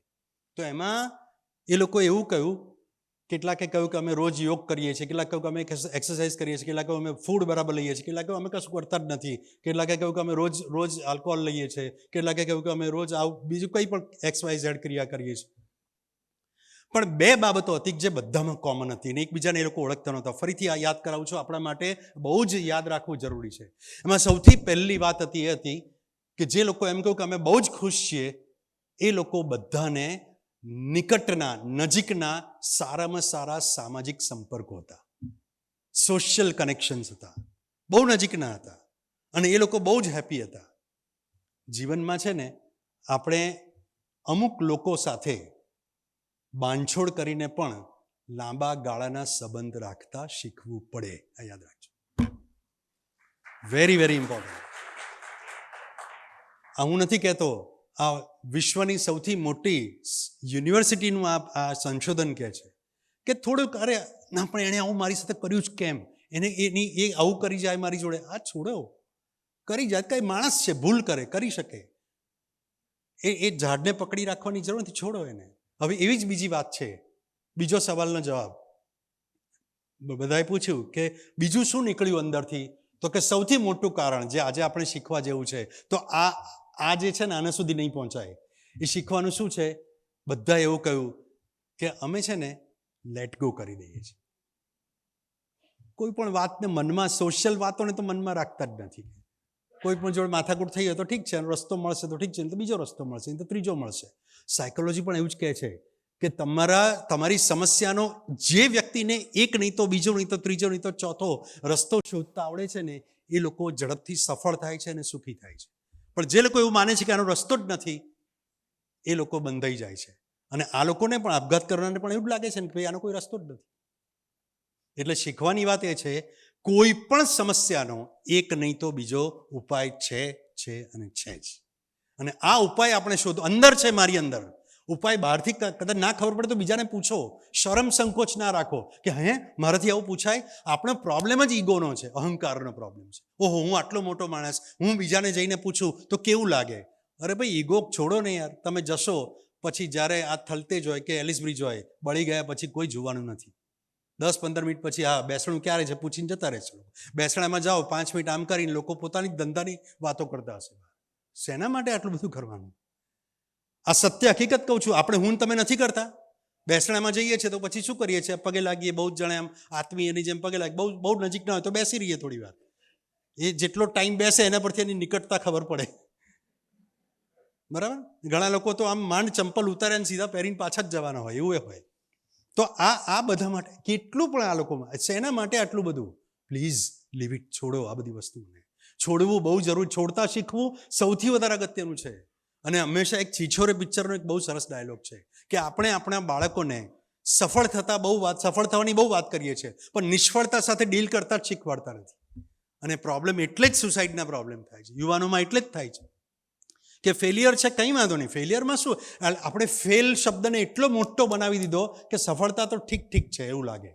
સફળતા ઠીક છે. પેલો બિચારો ગણિતમાં 100માંથી 99 માર્ક લાવ્યો તો 1 માર્ક તારો ક્યાં ગયો? અરે ભાઈ, મૂકને માથાકૂટ. 1 માર્ક જ્યાં ગયો ત્યાં ગયો, 2 માર્ક જ્યાં ગયા ત્યાં ગયા. અને એ માર્ક વધારે લાવે તો જ એ વ્યક્તિ હોશિયાર અને એનું જ અસ્તિત્વ અને એનું જ મહત્વ એવું આપણે સાબિત કરી દીધું. અને એટલા માટે લોકો રેસમાં પડી ગયા. રેસ. અત્યારે જુનિયર કેજીની મમ્મીઓ તમે બહાર જો દોડ કરે છે, અરે મારા છોકરાને A to Z આવડ્યું કે ના આવડ્યું. નવાઈ લાગે આપણને. આને શિક્ષણ કહેવાય? આ શિક્ષણ છે જ નહીં. એટલે આ શિક્ષણની અંદર 2 અલગ અલગ બાબતો છે. ડિગ્રી લેવી જુદી બાબત છે અને કેળવણી અલગ બાબત છે. જે લોકોની કેળવણી બરાબર છે એ લોકોનું જીવન બરાબર છે. અને જેનું માત્ર શિક્ષણ છે એની પાસે ડિગ્રીના કાગળિયા છે, બીજું કંઈ નથી. તમારી પાસે ગમે તેટલી ડિગ્રી હોય, નથી કોઈ ફરક પડતો નથી જો તમને જીવન જીવતા આવડતું નથી. ગમે તેટલી ડિગ્રી હોય, it doesn't make any difference. તમે તમારી મધ્ય ગમે તે ઉંમર હોય, તમે આનંદ કરતા નથી શીખી શકતા. આઇન્સ્ટાઈને બહુ સરસ વાત કરી હતી કે જે વ્યક્તિ બહુ જ ભણેલો છે પણ એની બહાર ઉગેલા એક ફૂલને એ એપ્રિશિએટ નથી કરી શકતો, તે માણસના અભ્યાસનો કોઈ મિનિંગ જ નથી. બહાર સામે ફૂલ, કુદરતની શ્રેષ્ઠ રચના છે તમારી સામે, તમે એને એપ્રિશિએટ નથી કરી શકતા અને વાતો કરો છો, બહુ જ ઊંચી વાતો કરો છો. There is no meaning of it. અત્યારે હું જોઉં છું મોહલભાઈ કે ઘણીવાર અત્યારે છાપામાં આપણે જોઈએ છે સાહેબ કે 2 દિવસમાં સફળતાઓના સેમિનાર આવે છે, તમે યાદશક્તિ વધારો અને પહેલો નંબર લાવો. અરે પણ શું છે? શેના માટે? એની શું જરૂર છે તમારે? દરેકની યાદશક્તિ, દરેકની કેપેસિટી અલગ અલગ છે, એ પ્રમાણે કરશે. જીવનમાં સફળ થવું જરૂરી નથી, જીવનમાં સુખી થવું જરૂરી છે. અને સુખી થવા માટેનો આ પ્રયાસ છે. હેપીનેસ જે છે ને એ શેનાથી આવે છે એની હું તમને હવે વાત કરું. કઈ બાબતોથી આપણે હેપી વધારે બની શકીએ? છેલ્લી મેં જે પેલી આગળ વાત કરી હતી એ છોડી દેવાની વાત કરી છે. આ ક્યારેય તમે છોડતા નહીં. છોડી દેવાની વાતને તમે ક્યારેય છોડતા નહીં. બહુ જ જરૂરી છે. અને આ પ્રેક્ટિસ કરી શકાય છે. જે હું કહું છું એ અઘરી બાબતો નથી. પ્રેક્ટિસ કરી શકાય છે આને ધીરે ધીરે. હમણાં થોડા મહિના પહેલાં આપણે બધાએ શું કર્યું? મહિના પહેલાં આપણે મોબાઈલથી બધાને મિચ્છામી દુક્કડમ કર્યું. પણ ખરેખર નકામો છે, જવા દે. મિચ્છામી દુક્કડમ કરવું પડે એટલે કરી દીધું. અંદર કોઈ મિચ્છામી દુક્કડમ નથી. ભારત મિચ્છામી દુક્કડમ, ડિજિટલ મિચ્છામી દુક્કડમ. અરે ભાઈ, કેવી રીતે હોય? કાં તો ખરેખર તમે એને માફી માગો, એને પેલા માગે છે આપણે કરી દેવાનું. હા ભાઈ, કોને મિચ્છામી દુક્કડમ આમ કરતા જતા રહ્યા. કશો કોઈ અર્થ સરે નહીં. પ્રતિક્રમણનો અર્થ માફી માંગ, તો એનું કંઈ ખરેખર હોય જ નહીં. मिर्जा गालिबની पंक्तियों हमेशा याद रखूँ. कुछ इस तरह मैंने अपनी जिंदगी को आसान कर दिया. कुछ इस तरह मैंने अपनी जिंदगी को आसान कर दिया. किसी से माफी मांग ली तो किसी को माफ कर दिया. બહુ ઇઝી. અને કેમ? કારણ કે ઈગોનો બાઉન્ડ્રી એવી છે કે જે લોકો ક્રોસ જ નથી કરી શકતા. અહંકારનો એટલો બધો ભાર આપણા પર છે અને એ જ ઈગો નાર્સિસિસ્ટિક પર્સનાલિટીમાં પરિવર્તન પામે છે. એટલે હું અને હું જ, મારા સિવાય કોઈ નહીં. અને એના લીધે આ તકલીફો બહુ થાય છે, એના લીધે છોડી શકતા નથી, અને એના લીધે જ આપઘાત થાય છે. જ્યારે મેં તમને હમણાં જે હાર્વર્ડની વાત કરી ને, એમાં એના સંશોધનમાં એ છે કે જે લોકો સ્વકેન્દ્રિત વધારે પડતું વિચારે છે એ લોકોમાં આપઘાતની વૃત્તિ વધે છે. રોગો બધા બહુ છે, એની હું ચર્ચા અત્યારે નથી કરતો. As a doctor I can discuss for hours about disease, પણ મારે સામાન્ય તમને સમજ પડે એ ભાષામાં વાત કરવી છે. બાકી ડિપ્રેશન છે, મેજર ડિપ્રેશન છે, એ સિવાય બાયપોલર મૂડ ડિસઓર્ડર છે, મેનિયા છે, બીજા ઘણા બધા એવા રોગો છે, પર્સનાલિટી ડિસઓર્ડર છે. આ બધાની અંદર, સ્કિઝોફ્રેનિયાની અંદર પણ ક્યારેક વ્યક્તિ આપઘાત કરી બેસે, આ બધામાં થાય, પણ એ બધા 1-2% આવે છે. પણ બાકીના જે આપઘાત કરે છે એની આપણે અત્યારે ચર્ચા કરવી છે. એ નથી થવા દેવા. કેવી રીતે ઓળખવાના આજુબાજુના લોકોને? તો કે જે વ્યક્તિ પહેલાં આનંદમાં રહેતી હોય, પછી એકદમ ડાઉન રહે થોડા સમયથી, 15 દિવસથી વધારે, તમે એને જુઓ એવી રીતે કે બહુ જ હમણાંથી બહુ એકદમ ચૂપ રહે છે, ગુમસુમ રહે છે, રૂમમાં બંધ રહે છે, કારણ વગર રડવું આવે છે, એને કારણ વગર ચીડિયાપણું થાય છે. ઘણીવાર કેટલાક લોકોને ડિપ્રેશન મેજર થઈ જાય તો એને શરીરના દુખાવો થાય અલગ અલગ જગ્યાએ, કોઈ રીઝન ના હોય. સાયકોસોમેટિક પેઇન્સ થાય, જેને સોમેટાઇઝેશન કહીએ છીએ અમે, તો એવું બધું થાય. સોમેટિક સિમ્ટમ્સ ડિસઓર્ડર પણ કહેવાય છે એને. તો આ બધું થાય ધીરે ધીરે. પણ જો તમે એના મૂળમાં તપાસ કરો તો એના અચેતન માનસમાં કોઈને કોઈ દુઃખ ત્યાં દબાયેલું પડ્યું હોય. આ દુઃખ દબાયેલું પડ્યું છે એનો શું થયો કે કોન્શિયસ માઇન્ડમાંથી સબકોન્શિયસમાં થઈ અને અનકોન્શિયસમાં એ પેઇન ત્યાં આગળ પડેલું હોય.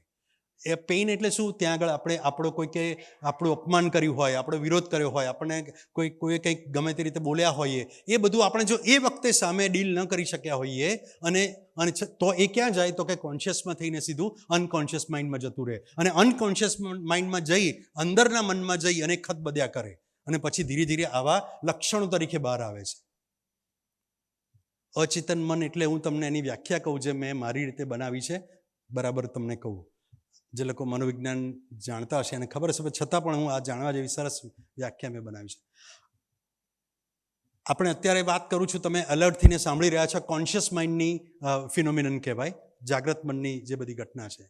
રાત્રે સૂઈ જઈએ છીએ અને સ્વપ્નનો અનુભવ કરીએ છીએ ત્યારે સબકોન્શિયસ માઇન્ડની એ બધી ઘટનાઓ છે. હિપ્નોસિસ પણ સબકોન્શિયસ માઇન્ડની જ ઘટના છે, ડ્રીમ્સ પણ સબકોન્શિયસ માઇન્ડની જ ઘટના છે.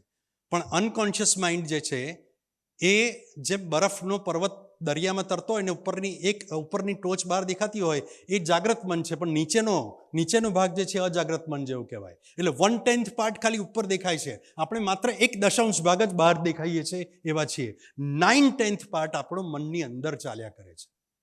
તો એની વ્યાખ્યા હું તમને કહું છું. 9/10 પાર્ટ એટલે શું? તો એ ભાગ એટલે આપણે એ પણ ભૂલી જઈએ છીએ કે આપણે શું ભૂલી ગયા છીએ. એ જ્યાં પડ્યું રહે છે એનું નામ અચેતન માનસ. ફરીથી કહું છું,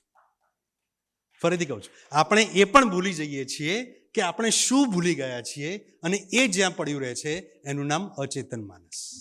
એ આપણને બહુ હેરાન કરે છે. અને એમાંથી એ કેમ હેરાન કરે છે? એ આપણે નાનપણથી બધું ખબર ના હોય ત્યારે બરાબર છે, પણ જ્યારેથી તમને ખબર પડવા માંડે ત્યારે તો તમે ચેન્જ થાઓ, ત્યારે તો બદલાતા જાઓ. ઓકે, હવે મને સમજ પડી કે આવું કંઈ મનમાં રાખવા જેવું નથી, ચાલો ચેન્જ થઈએ.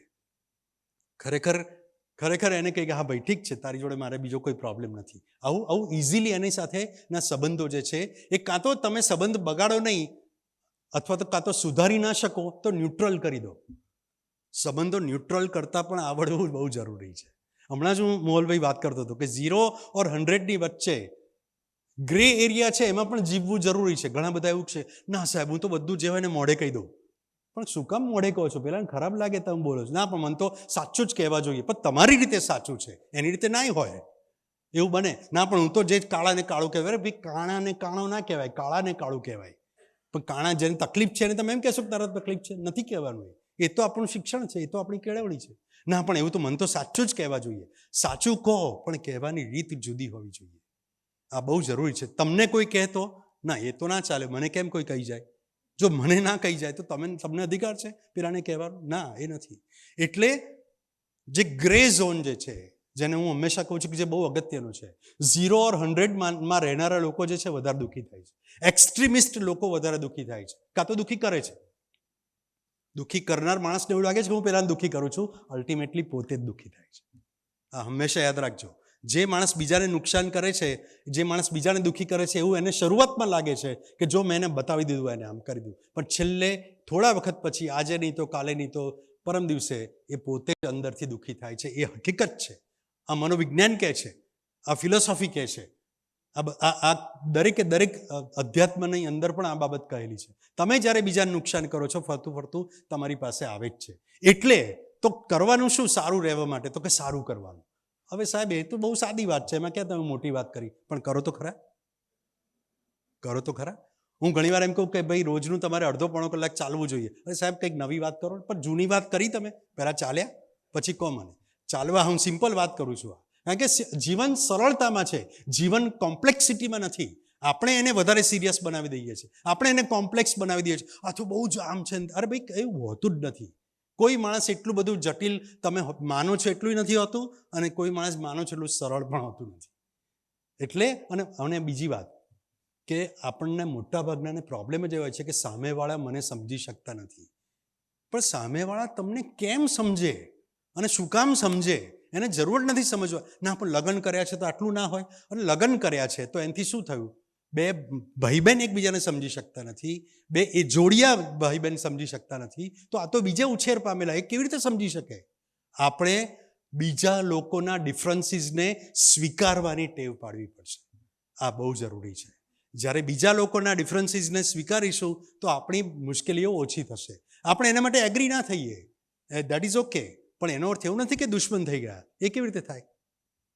આપણે સોશિયલી પ્રોબ્લેમમાં એટલા માટે આવીએ છીએ. અને તમને આજે લાગશે કે સાહેબ, આ તો સુસાઇડની વાતમાં આ બધું ક્યાંથી આવે? પણ અહીંથી બધું શરૂ થાય છે. અમારી પાસે જે લોકો આવે છે ને, એ લોકો અહીંથી જ એમની વાત શરૂ કરે છે. અને પછી જ અમે યંગસ્ટર્સમાં તો ખાસ, કે અમે બે તો બહુ જ નજીક હતા, આખી રાતોની રાતો વાતો કરતા હતા, પણ હવે તો જો એ વાત જ નથી કરતો. પણ શરૂઆતમાં તો વાત કરે ભાઈ, બધા કરે. પછી ધીરે ધીરે ધીરે વાત એક જગ્યાએથી ઓછી થાય. પણ ના, હું એને પ્રેમ કરું છું એટલો સામે મને પ્રેમ નથી કરતો કે નથી કરતી. અરે કે પ્રેમમાં એવું હોય કે હું 5 લીટર કરું, તું સામે 5 લીટર કરે. એવું હોય કે હું 10 કિલો આપું છું, તું 10 કિલો આપે. એ કેવી રીતે? એ સબ્જેક્ટિવ બાબતો છે. અલગ જ હોય ને અલગ જ હોવાની. પણ આપણે એ સ્વીકારવું જરૂરી છે કે માણસ જુદા છે, એ ઘરમાં હોય કે બહાર હોય. અને આપણો અહંકાર એ કોઈ પણ આનંદથી મોટો નથી. આ યાદ રાખજો. કોઈ પણ પ્લેઝરથી આપણો અહંકાર મોટો નથી. કોઈ પણ જોયથી આપણો અહંકાર મોટો નથી. કોઈ પણ બ્લિસથી આપણો અહંકાર મોટો નથી. જ્યારે આ વ્યક્તિ સમજે છે ત્યારે એનામાં પેલી સ્વરતિ એટલે નાર્સિસિસ્ટિક જે વાત છે એ એનામાં ઘટતી જાય છે. એટલે જાત પાસેની જે ખોટી અપેક્ષાઓ છે એ ઓછી થતી જાય છે. અને જ્યારે ખોટી અપેક્ષાઓ ઓછી થાય ત્યારે મન હળવું થાય છે. અને જ્યારે તમે હળવા થાવ છો ત્યારે નેગેટિવિટી જે છે એ તમારાથી દૂર રહે છે. ત્યારે અમારા જેવાની જરૂર પડતી નથી. અમારા ક્લિનિક પર નહીં આવવા માટેની આ બધી વાત કરું છું. હું મારું જે આઈ ડોન્ટ નો માર્કેટિંગની ભાષામાં શું કહેવાય, હું આને ખોટું માર્કેટિંગ કરું છું. એટલે ના પાડું છું તમને કે ના આવો મારી પાસે. તમે ના આવો એના માટેના જ આ પ્રયત્ન છે. અને એ મારું કામ છે, મારી સામાજિક જવાબદારી છે કે તમારા પ્રોબ્લેમને, પ્રશ્નોને ત્યાં જ તમે સોલ્વ કરી શકો એટલી તાકાત મારે તમને આપવાનો પ્રયાસ કરવાનો છે. આજે બીજી વાત જે મેં તમને માફ કરવાની વાત કરી ને, એની સાથેની જ બીજી વાત છે કે તમે પણ કોઈકને હેલ્પ કરતા હતા. આ હેલ્પ કેવી હોવી જોઈએ? તો કે પૈસાની હેલ્પ જ હોય એવું જરૂરી નથી. તમે બેસીને સાંભળો. કોઈ વ્યક્તિને કંઈક છે, પ્રોબ્લેમ છે, તો એને સાંભળી લો. Lend the ear. એની સાથે એને કહો કે હા, હું છું તારી સાથે. ખાલી હું તારી સાથે છું, આ શબ્દો જ કેટલા મોટા છે કે હું તારી સાથે છું, તું ચિંતા ના કર, હું બેઠો છું, સાંભળવા માટે હું છું. હવે હું તમને એક વાત કરું કે જ્યારે આપણા મનમાં કોઈ વસ્તુ ભરાય, કોઈ બાબત ભરાય, કોઈ ઇમોશન ભરાઈ જાય, ત્યારે પણ આપણે આ યાદ રાખવાની જરૂર છે કે આપણે પણ એવા માણસને શોધીએ કે જેવા માણસ સાથે આપણે વાત કરી શકીએ. મેં તમને કહું, થોડા મિત્રો એવા હોવા જોઈએ, ભલે નજીકના, તમારા પતિ સ્પાઉસ કેમ ના હોય, તમારા મિત્ર હોય, તમારા મા બાપ હોય, તમારા દૂરના વ્યક્તિ હોય, તમારા ટીચર હોય, તમારા કોઈ પણ માણસ હોય, XYZ, પણ એવી 1 કે 2 વ્યક્તિ હોવી જોઈએ કે જેની સાથે તમે તમારા મનની વાત કરી શકો. હું હંમેશા કહેતો હોઉં છું કે વ્યક્તિ બરાબર શોધજો. તમે અહીંયા આવતી વખતે પાર્કિંગ બરાબર શોધ્યું છે ને? જો આપણે ગાડી પણ બરાબર પાર્ક કરીએ છીએ યોગ્ય જગ્યાએ, તો મનની વાતો પાર્ક કરવા માટે યોગ્ય વ્યક્તિ જોઈએ. એવી વ્યક્તિ જોઈએ કે જે નોન ક્રિટિકલ હોય, નોન જજમેન્ટલ હોય. તમે સાંભળજો પ્લીઝ. તમે સાંભળશો તો એના જીવનનો ભાર હળવો થઈ જશે. તમે સાંભળશો તો આ હેલ્પલાઇન જે છે ને, સુસાઇડ હેલ્પલાઇનના કોલ ઓછા થઈ જશે. તમે જો ખાલી સાંભળશો તો અમારી પાસે આવતા આ દર્દીઓ છે એ ઓછા થઈ જશે. આવું કોઈ તમને ડૉક્ટર નહીં કે, હું તમને કહું છું કે એવું જરૂરી છે. આપણે આસપાસ નજર કરો, માણસો એવા છે કે જે દુઃખમાં છે, જે પ્રોબ્લેમમાં છે. અને તમને પ્રોબ્લેમ હોય, તમને દુઃખ હોય તો તમે કોઈને કહો, શેર કરો. શેરિંગ બહુ મોટી વસ્તુ છે. આપણે જમવા જઈએ તો ફૂડનો ફોટો પાડીને શેર કરવાની વાત હું નથી કરતો. એ બહુ કરીએ છીએ શેર, કે અમે અહીંયા આવ્યા છે, શેર કરીએ છીએ. શેર કરવાનું ડિજિટલ અત્યારે એટલું બધું વધી ગયું છે કે આપણે પોતાની વ્યક્તિ સાથે સમય ગાળવાનું ધીરે ધીરે ભૂલી જઈએ છીએ. એક કિસ્સો હું કાયમ કહું છું જે બહુ ઇન્ટરેસ્ટિંગ છે. પતિ પત્નીને સમય નહોતો મળતો. પતિ બહુ જ હાઈપર બિઝી, પત્ની જે છે સોશિયલાઇટ, એટલે એ પોતાનું નામ કરવામાં બિઝી. કે હવે મિડ લાઈફ થઈ એટલે શું કરવાનું, તો કે મારું આ જગ્યાએ જઈને અહીંયા આ કરવું, અહીંયા ફોટો પડાવવું, અહીં પેલું કરવું, આ છે તે છે, એ બધામાં બિઝી. કારણ કે એને રેકગ્નિશન જોઈતું હતું, એને વેલિડેશન જોઈતું હતું. એની બી વાત ખોટી નહોતી, કારણ કે એકલતા બહુ હતી. પછી એક જગ્યાએ ગયા કાઉન્સેલિંગ માટે, તો ડૉક્ટરે કીધું કે તમે એક કામ કરો, ગમે તે થાય, તમે 2 દિવસ ક્યાંક વેકેશન લો અથવા દર મહિને લો. દર મહિને તમે વેકેશન લો. તો કે ઓકે સારું. પછી પેલા ભાઈને તો એક પ્રોજેક્ટ તરીકે જ લીધું. તો પ્રોજેક્ટ કહેવાય મારા માટે. એટલે પ્રોજેક્ટ કોને એટલે તરત પૂરું કર્યું. એટલે કે ચલો વેકેશન ફટાફટ નક્કી કરી દીધું, આ જગ્યાએ જઈએ. એ જગ્યાએ ગયા. ત્યાં આ કિસ્સો હું ઘણી વાર કહું છું પણ ઇન્ટરેસ્ટિંગ છે, સાંભળવા જેવો છે. એ ગયા ત્યાં, અને ત્યાં જઈને સરસ રૂમમાં પહોંચ્યા. બહુ ઉપર હતું, પર્વત પર બહુ હતું. ને રૂમમાં ગયા, રૂમ જોયો, બહુ જ સરસ હતું. બાલ્કની હતી, સામે આખી વેલી હતી, સુપર્બ. અને પેલા ભાઈ તો ત્યાં ગયા, ત્યાં આંખ ખોલીને બેઠા હતા આમ, અને ત્યાં કંઈક કરતા હતા, બધું પોતાનું બિઝનેસ કરતા હતા, અને બેઠા હતા રૂમમાં. એટલે પેલા બેન છે આજુબાજુ જોવા ગયા બધે. પછી એમણે ગેલેરીમાં નજર કરી. આમ તો લગભગ આપણે બહાર ફરવા જઈએ, દરેક લેડીઝ પહેલાં બાથરૂમ જોઈ આવે, બાથરૂમ ચોખ્ખું છે કે નહીં, તો રૂમ બરાબર છે. એટલે જોયું, રૂમ બરાબર હતો. પછી ગેલેરીમાં ગયા, બહુ જ સરસ, એકદમ સરસ હતું, બ્યુટિફુલ હતું. પછી તો પેલા ભાઈને એમ થયું કે અહીંયા જલ્દી આવી. તો કે શું બોલો, શું કહો છો, કેમ બોલાવી મને કે જો આપણે વાત થઈ છે ને કે હું તને લઈ જઈશ દરેક મહિને કે 2 મહિને તને બહાર લઈ જઈશ. તો કે હું પ્રોમિસ મારી પાડીશ. તો કહું કે સરસ કહેવાય, આઈ એમ હેપી કે તમે આટલું પેલા ડૉક્ટરે કીધું ને તમે સમજી ગયા. તો કે જો મારી નેક્સ્ટ મને આ ફોટો બહુ સરસ લાગે છે, આપણે આ જગ્યાએ નેક્સ્ટ ટાઈમ જઈશું, તું જોઈ લે. આ જગ્યા પછી સર્ચ કરું હું કઈ છે. તો એમણે જોયો ફોટો. તો કે 1 મિનિટ બહાર આવો મારી સાથે. સામે છે ને એ જ આ જગ્યા છે, જુઓ કે આ દેખાય છે ને, ત્યાં જ છો તમે જિંદગીને માણતા શીખો, વર્તમાનમાં રહેતા શીખો. અત્યારે જ સુખ છે, આજે જ સુખ છે. કાલની વાત શું કામ કરો છો? ભવિષ્યમાં આ કરીશું, કાલે કરીશું, શેના 10 વર્ષ પછી આવું કરીશું, શેના માટે? અરે આજે સુખ છે. અને ખરેખર છે, જીવનનું સૌથી મોટું આશ્ચર્ય કોઈ હોય તો એ જ છે કે આપણે શ્વાસ લઈ રહ્યા છીએ. સૌથી મોટું આશ્ચર્ય છે, આપણે જીવી રહ્યા છીએ. એનાથી મોટી કોઈ કઈ કુદરતી ઘટના હોય? અને એ જ બાબત માટે આપણે આપણી જાતનો, ઈશ્વરમાં માનતા હોય તો ઈશ્વરનો, કુદરતમાં માનતા હોય તો કુદરતનો, જેમાં તમે માનતા હો ના માનતા હો તોય પણ આભાર માનવાનું, એ આ 3જું પગથિયું હું તમને કહું છું. ગ્રેટિટ્યૂડ. જીવનમાં ગ્રેટિટ્યૂડ બહુ અગત્યનો છે. તમે આભાર જેટલો માનો છો એટલો મગજના રસાયણોમાં ફેરફાર થાય છે. મગજના રસાયણો બહુ કોમનલી હવે બધાને ખબર છે. અમે ભણતા હતા ત્યારે બહુ ખબર નહોતી લોકોને, પણ અત્યારે બધાને ખબર છે. સિરોટોનિન છે, ડોપામિનની વાત તો બહુ વારે ઘડીએ થાય છે. પછી એપિનેફ્રિન, નોરએપિનેફ્રિન, 5-HT, આ બધા અલગ અલગ રસાયણો છે. તો મગજનું સિરોટોનિન જે છે એ હેપીનેસ વધારે છે. એ ક્યારે વધારે? 2 રીતે વધારે. એક તો એન્ડોર્ફિન્સથી પણ વધે. એન્ડોર્ફિન્સ, કસરત કરો એટલે એન્ડોર્ફિન્સ નામનું કેમિકલ વધે એટલે તમને સારું લાગે.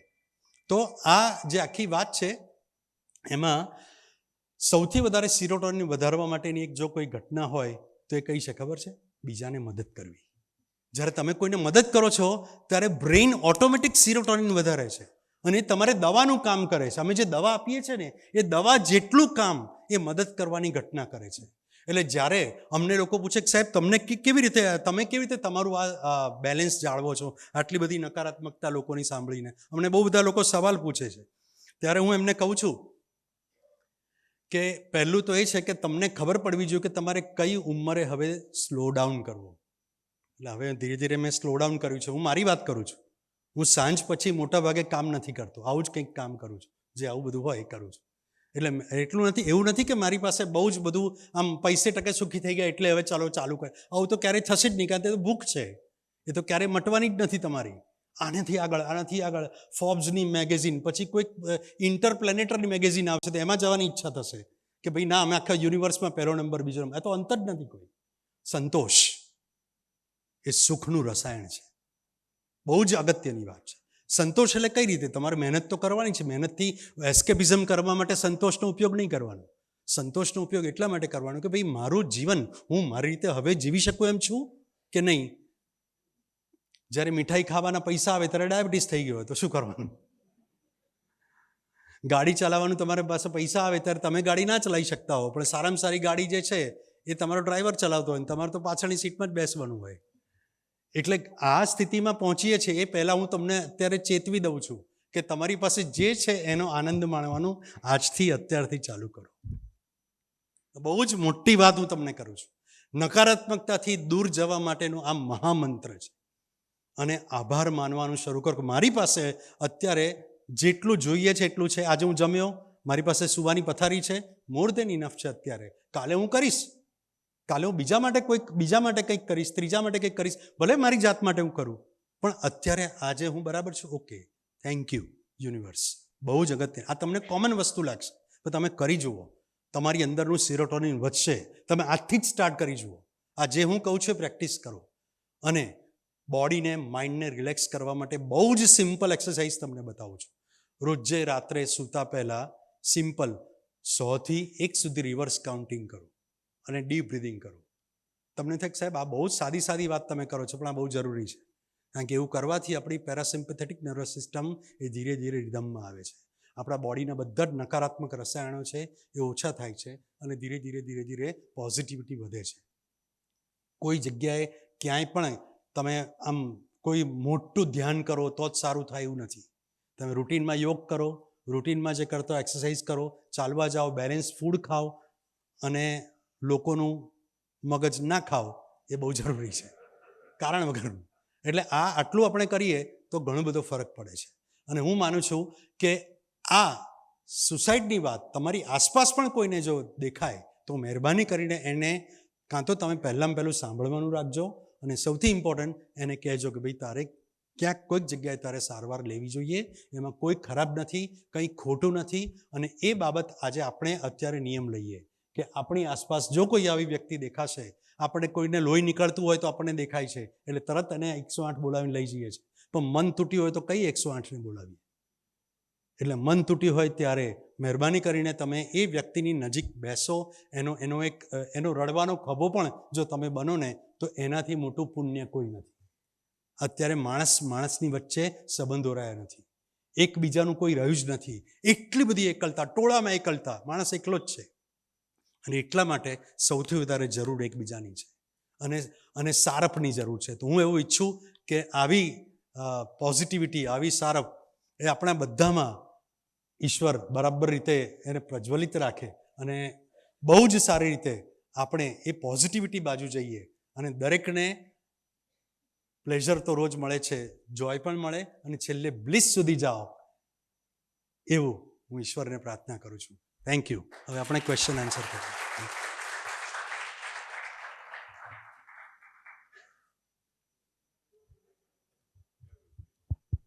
હલો. હાજી સર, હું એક RSS સાથે જોડાયેલો છું અને ધર્મ જાગરણનું કામ કરું છું.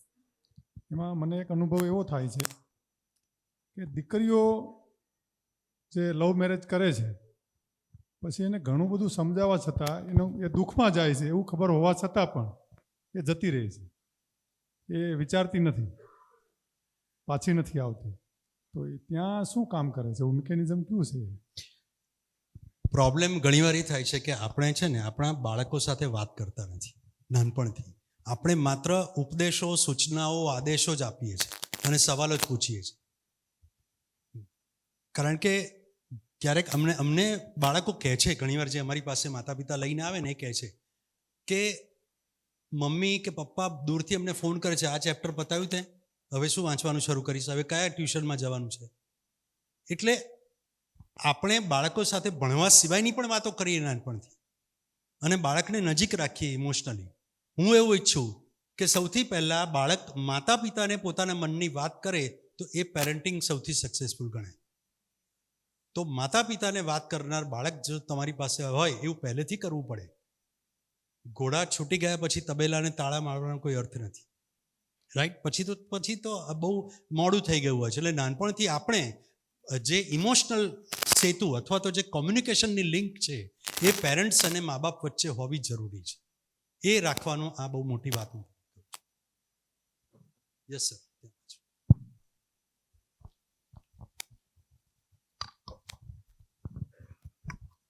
સર, એક રિસન્ટ ઇન્સિડન્સ થયો છે.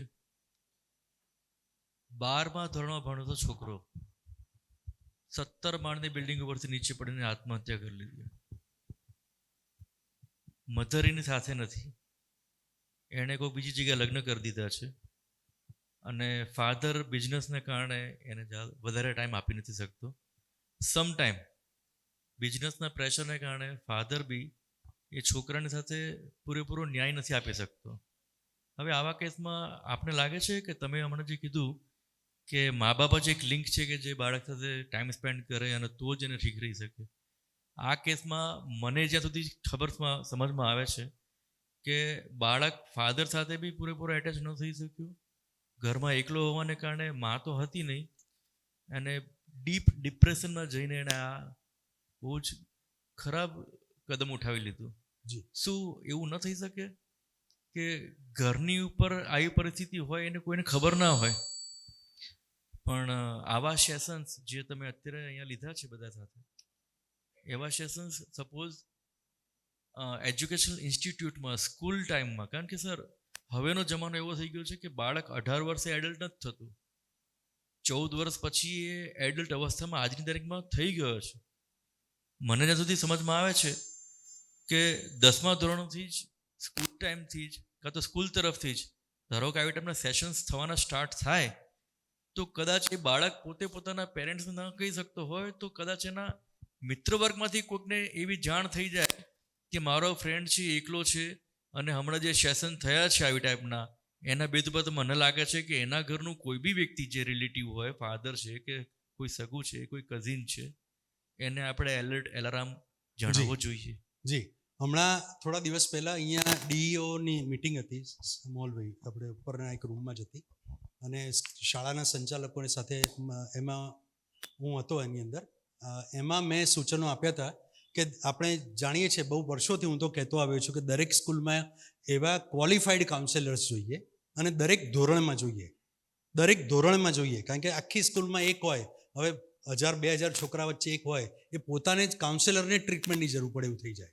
કારણ કે એ શક્ય જ નથી. અને સ્કૂલના સંચાલકો, આઈ એમ સોરી ટુ સે, પણ તમારે શિક્ષકોને અને કાઉન્સેલર્સને પૈસા આપવા જોઈએ વધારે. એટલા પૈસામાં તો દૂધને શાકમાં એનો આખો મહિનો પતી જતો હોય છે. તમે એની પાસે અપેક્ષા રાખો કે બીજાની સારવાર કરે, એ શક્ય નથી. એટલે મેં બધા શાળા સંચાલકોને કહ્યું હતું, યોગેશભાઈ, કે તમારે એ લોકોને પૈસા આપીને એક પોસ્ટ ઊભી કરો કે જે લોકોને મદદ કરવા માટે હોય. તમે બહારની કોઈ પણ યુનિવર્સિટી જોઈ લો, કોઈ પણ સ્કૂલ જોઈ લો, દરેક જગ્યાએ વર્ષોથી ત્યાં આગળ કાઉન્સેલર છે. અહીંયા આગળ ખાલી નામના કોઈ ટીચરને કહી દે કે ભાઈ તમે કાઉન્સેલિંગ કરજો ને. હવે પેલો ભણાવતો હોય ભૂગોળ અને પેલાને કેવી રીતે એ હેલ્પ કરી શકે? એટલે આ પ્રોબ્લેમ છે એનો. અને બીજું કે તમારા સવાલની થોડીક ડીપમાં જોઉં તો કે હું એવું સ્પષ્ટપણે માનું છું કે મા બાપનું કનેક્શન જેટલો ભાગ ભજવે છે ઉછેરમાં અને ઇમોશનમાં, એટલો બીજા કોઈનો ભાગ ભજવતો નથી. આપણને એમ થાય કે મા બાપ સિવાયના લોકોની અસર થશે, પણ મા બાપની જે અસર થાય છે એટલી કોઈની ખરાબ અસર થતી નથી, સારી અસર થતી નથી.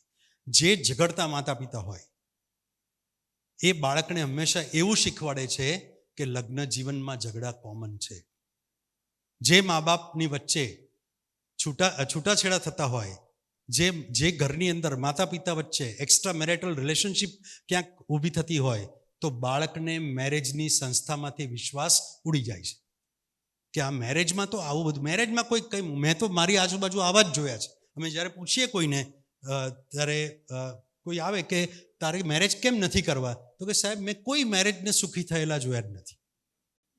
હવે આ એક તો ઘણીવાર હું હું ઘણીવાર કહું છું કે જે હાસ્યકારો હોય છે એમને પણ હું કહું છું ઘણીવાર કે તમે દરેક વખતે વાઈફની જ ઉડાવો છો. આ તમે જોજો કે વાઈફને કોઈ મજાક ઉડાવે એના પરથી બધા હશે. એટલે તમે સ્ત્રીની સમાનતાની તો કોઈ વાત જ નથી કરતા અને એના પરથી બીજા હશે. એ કેવું, એવો સમાજ આપણો કેવો? આ બહુ મોટી વાત છે અને આપણે બધા એ સમજવી પડશે.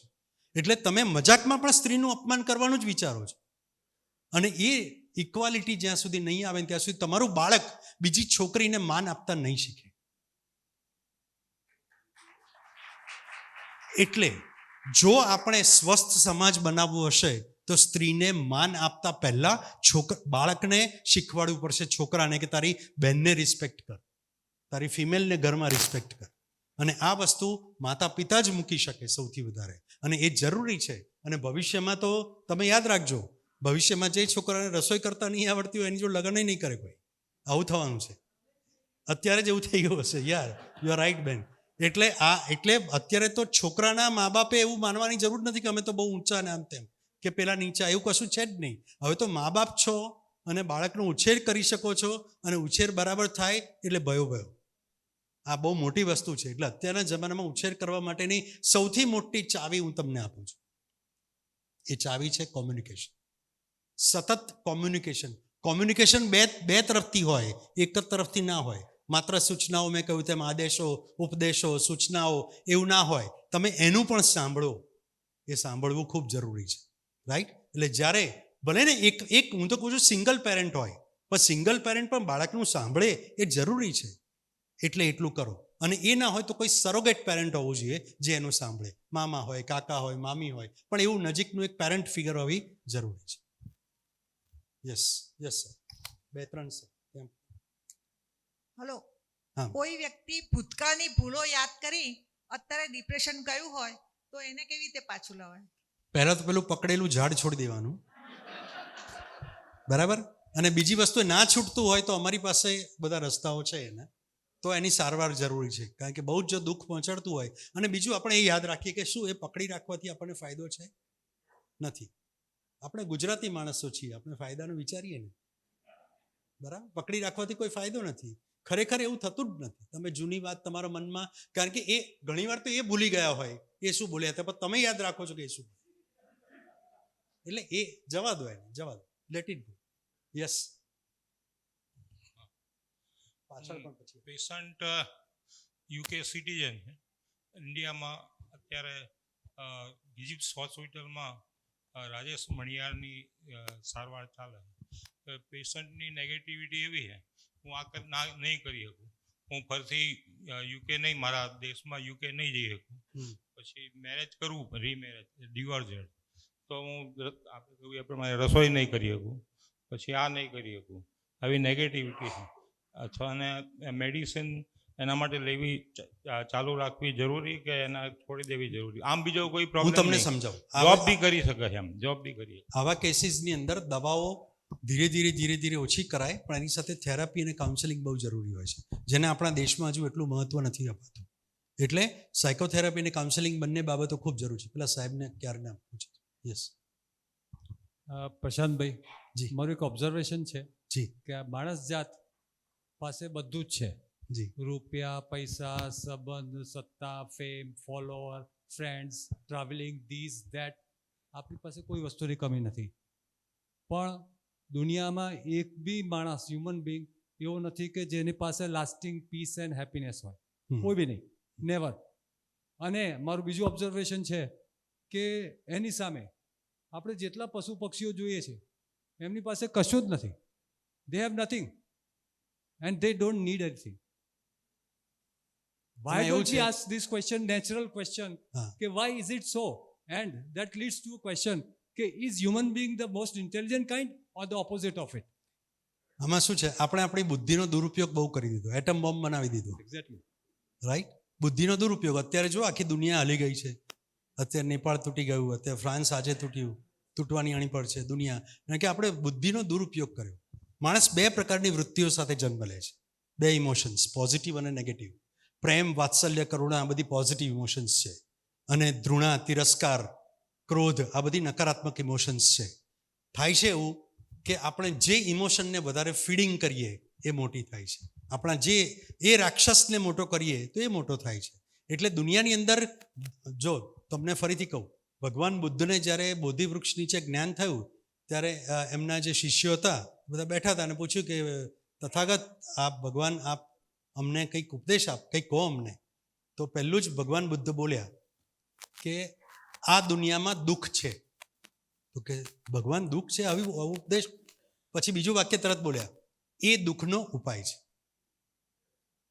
રાઈટ. એટલે કૃષ્ણ ભગવાને પણ એવું જ કહ્યું અર્જુનને કે તું બધું માને છે કે તું કરીને બેઠો છે, મેં કર્યું કે શકટનું ભાર જેમ શ્વાન તાણે, નરસિંહ મહેતાએ કહ્યું કે આ બધાને હું મારવાનો છું, હું મારીશ ને. અરે શેના માટે ભાઈ? આ બધી તું બાજુએ રાખે બધી વસ્તુ. એટલે ઈગોને એમણે એકચ્યુઅલી ઈગો મેનેજમેન્ટ એમણે એકચ્યુઅલી શીખવાડ્યું છે. ખરેખર તો એ સૌથી મોટો મહાન ગ્રંથ છે સાયકોલોજીનો. ભગવદ્ ગીતા જેટલું મોટું સાયકોલોજીનું કોઈ પુસ્તક જ નથી, હજી સુધી નથી, ઇતિહાસમાં નથી થયું. અને હું તમને ફેક્ટ કહું છું, આટલા બધા ભણ્યા પછી, જોયા પછી તમને કહું છું. કારણ કે એની અંદર સ્થિતપ્રજ્ઞતા એ વખતે વાત કરી છે જેની અત્યારે લોકો હાર્વર્ડમાં વાત કરે છે. સ્થિતપ્રજ્ઞતાની વાત કરી છે. અને એને આ બધું કહ્યા પછી એટલા મોટા સાયકોલોજિસ્ટે એ પણ વાત કરી છે, કૃષ્ણ ભગવાને, એ વખતના દુનિયાના પહેલા સાયકોલોજિસ્ટે, કે મેં તો આ બધું કહ્યું પણ તારી ઈચ્છા હોય પ્રમાણે કર, યથેચ્છસી તથા કુરુ. તો પછી પેલા એક સારા પેશન્ટ તરીકે કે સારા શિષ્ય તરીકે, સારા મિત્ર તરીકે અર્જુન કહે છે કે કરીશ્યે વચનમ તવ, એટલે તમે જે કહેશો એ પ્રમાણે કરીશ. અને એટલે આ બધું બરાબર ચાલ્યું. એટલે દુનિયાની અંદર એક જ દુનિયાની અંદર જે માણસ જાત જે છે ને એ એના સંઘર્ષો આજના નથી, એ પાષાણ કાળથી છે. પાષાણ કાળથી છે. અને મહાભારત કાળમાં પણ કૌરવોય હતા અને પાંડવોય હતા. અત્યારે પણ કૌરવ હોય છે ને પાંડવ હોય છે. અને એનાથી વધારે કોઈ જ ના હોય તો પોતાની અંદર છે બંને. મેં કહ્યું ને બે બાબતો છે. એટલે આપણે પ્રોબ્લેમમાં છીએ. કારણ કે આ બધા જે પશુ પક્ષીઓ છે એ લોકોને બેંકના હપ્તા નથી ભરવાના, પ્રોબ્લેમ ત્યાં છે. એ લોકોને મેરેજ સર્ટિફિકેટ નથી જોઈતું. આ ઘણી બધી વસ્તુઓ છે જે સમાજે ઊભી કરેલી છે, જે આપણને જોઈએ છે. સમાજ એકચ્યુઅલી માણસને મદદ કરવા ઊભો થયો હતો, પણ એ સમાજનું પ્રેશર આપણને વધી ગયું એટલા માટે. Yes sir.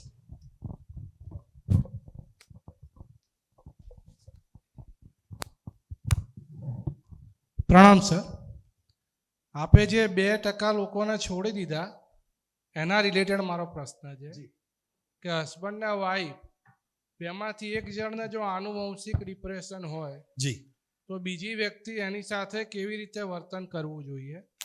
એનાથી બી વધારે કે એમના ટીનેજ બાળકમાં જો શરૂઆતમાં એવા લક્ષણ દેખાતા હોય કે એને પણ આનુવંશિક ડિપ્રેશન છે, તો એ લોકો એની સાથે કેવી રીતે વર્તન કરવું જોઈએ? Very good question. કારણ કે આપણા લોકો સમજતા નથી અત્યારે.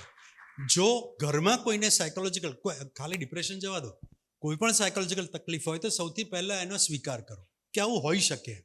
જેમ આપણને કોઈકને ઘરની અંદર ડાયાબિટીસ છે, કોઈને હાર્ટની તકલીફ છે, કોઈને પોલિયો છે, ગમે તે હોય તો તમે એ સ્વીકારી શકો છો. તો આ સાયકોલોજીકલ પ્રોબ્લેમનો સ્વીકાર કરો સૌથી પહેલાં. Acceptance is the key for solution, પહેલી વાત. બીજી બાબત એ છે કે નાના બાળકમાં જો એ આવવાનું તમને લાગે, લક્ષણો દેખાય, તો વહેલી તકે એની સારવાર શરૂ કરો. કારણ કે અત્યારે લોકો શરમ સંકોચના કારણે દૂર ભાગે છે કે આ બધી જ દવાઓ જે છે ને ખાલી ઊંઘમાં જ રાખે છે, ત્યાંથી શરૂ થાય છે. દરેક વખતે દવાઓની જરૂર નથી, પહેલી વાત તો આ છે. મોટા ભાગે સાયકોથેરાપી અને કાઉન્સેલિંગથી સારું થઈ જાય છે. હું અત્યારે જે યંગસ્ટર્સ છે કે બીજા લોકો જે લોકો ઇન્સ્ટાનો ઉપયોગ કરે છે એ લોકો માટે હું કહું છું કે તમારે ટિપ્સ જોવી હોય તો ખાલી એક જે હું જે સાયકોલોજીકલ ટિપ્સ દર અઠવાડિયે હું મૂકું છું અત્યારે, કારણ કે સોશિયલ મીડિયાનો જમાનો છે, લોકોની ભાષામાં વાત નહીં કરો તો લોકોને ખબર નહીં પડે, એટલે મારે મૂકવું પડે છે. એમાં DR પ્રશાંત ભીમાણી, ડૉક્ટર પ્રશાંત ભીમાણી, એ એકાઉન્ટની અંદર તમે જોશો તો 600-700 ટિપ્સ છે એવી, એક 60 સેકન્ડમાં આવે છે કે આવી બધી બાબતોને કેવી રીતે ડીલ કરવી. એટલે તમે એની અંદરથી પણ તમને ખબર પડશે. બાળકને જો નાનપણથી આવું થતું હોય તો તમે મહેરબાની કરીને એને તમે વહેલી તકે કાં તો એનું કાઉન્સેલિંગ સ્ટાર્ટ કરો અને ઘરના લોકોએ એને ઇમોશનલી, એમ્પેથી વાઇઝ, સિમ્પથી વાઇઝ એને જોવાની જરૂર છે. જે મારી વાતમાં એક છેલ્લી વાત જે રહી ગઈ એ હું કહી દઉં. એક છેલ્લી વાત હું કહી દઉં કે આપણામાં છેલ્લે એ બાબત ઊભી કરીએ કે સિમ્પથી આપણે બતાવીએ છીએ, સહાનુભૂતિ બતાવીએ છીએ, પણ મનોવિજ્ઞાનનો બહુ સરસ શબ્દ છે યોગેશભાઈ, મોહલભાઈ, એ શબ્દનું નામ છે પરાનુભૂતિ. That is એમ્પેથી. એમ્પેથી એટલે પરાનુભૂતિ. બીજાની જગ્યાએ જઈ અને એને કેવું લાગતું હશે, જો એ હું ફીલ કરી શકું તો હું ચોક્કસપણે બીજાનું દુઃખ સમજી શકીશ. Absolutely. એક last question please, because we have to go. એક એમનો.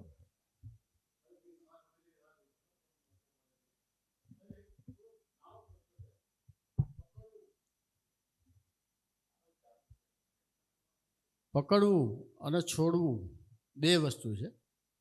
હવે ગાંધીજીને જ્યારે સાઉથ આફ્રિકામાં એક્સપિરિયન્સ થયેલો એમનો ડબ્બામાંથી બહાર કાઢી મૂકેલા ફર્સ્ટ ક્લાસમાંથી બિંગ એઝ એ ઇન્ડિયન.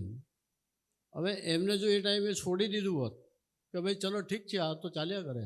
સમજી ગયો તમારી વાત. હું એનો જવાબ આપું. આપણે જે છોડવાની વાત કરીએ છીએ ને, ઘરમાં કોઈક મને કહી ગયું, કોઈએ મારું અપમાન કર્યું એની વાત છે. તમારું કોઝ અને તમારું ઇન્ટેન્શન શું છે બહુ મહત્વનું છે. એટલે કે ને કે જીદ કરો દુનિયા બદલો, પણ જીદ કઈ બાબત માટે કરવાની એ બહુ અગત્યનું છે. યસ સર, છેલ્લો સવાલ. Last question. બંને જલ્દી બોલી જાઓ ફટાફટ. Yes sir. Hello sir. હા સર, મારો પોતાનો ક્વેશ્ચન છે સર. અને હું ટોબેકો ક્વિટિંગ માટે ક્વિટ કરેલી છે મેં. મસાલા બહુ ખાતો હતો, છેલ્લા 4 મહિનાથી આ મેં છોડી દીધા છે. જી. હજી મને ફીલ થાય છે કે એનું એડિક્ટિવિટી યાદ આવે છે. હા. ડિપ્રેશન જેવું થોડું ફીલ થાય છે, મજા નથી આવતી. તો એના માટે મારે દવા લેવી કે કેમ? જો આ વિડ્રોલ સિમ્ટમ્સ થાય તો દવા એની માટે છે, એટલે પણ ફરીથી ગમે તે થાય શરૂ ના કરતા, બરાબર? કારણ કે બીજા જે લોકો આને શરૂ કરવાનું વિચારે છે એના માટે કહી દઉં, તમાકુના ખેતરને વાડ હોતી નથી, કારણ કે જાનવર પણ એને ખાતા નથી, એટલે આપણે નહીં ખાવાનું, બરાબર? અને પ્લીઝ યસ સર, ફાઇન. હું તમને વાત કરું સર, પછી. સોરી હો, થોડો ટાઈમ લઉં છું. જી સર, આજ તમે ઘણી સરસ વાતો કરી. જી. હું મારી અંગત વાત જાહેર કરું છું કે હું પોતે બાયપોલર પેશન્ટ છું. અને યુ નો કે આજ મારી એજ થઈ 66, એટલે આટલા વર્ષોમાં ઘણા બધા સ્વિંગ આવ્યા જ હોય. બિલકુલ બિલકુલ. બરાબર. હું અત્યારના છેલ્લા પહેલાં તો મેં મેડિસિન થોડીક એ પણ થાય મગજમાં કે ભાઈ કોઈ આમાં ટેસ્ટ તો છે નહીં, ઓનલી ક્લિનિકલ ઓબ્ઝર્વેશન ઉપરથી થાય. બિલકુલ. તો કોઈ જો ટેસ્ટ હોય તો માનીએ, પણ એ પણ વચ્ચે દવા હમણાં જ તો છેલ્લા 1.25 વર્ષથી તો બરાબર દવા લઉં છું જ એકદમ રેગ્યુલર. તમે જે કીધું એ પ્રમાણે કોઈ કોમ્યુનિટી ગ્રુપ ખરું? આમાંથી એક પ્રશ્ન મારો એ છે કે અહીંયા પેલું અમદાવાદમાં આવું ગ્રુપ ખરું?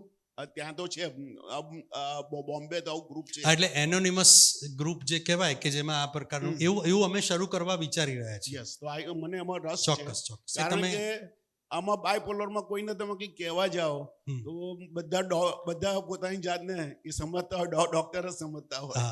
એટલે બધી હિમાની બેનને તમે છે ને પછી વાત કરી લેજો, આવું ગ્રુપ હશે તો તમને અંદર આપણે કરી દઈશું. પ્રશાંતભાઈ, તમારી સાથે ચર્ચા કરવા તો રાતના 12 વાગી જાય એવું જ છે, પણ અનફોર્ચ્યુનેટલી એએમએમમાં અમારે થોડુંક અને તમારે બી જવાનું છે એવું છે, એટલે વી thank you very much. Please give a round of applause.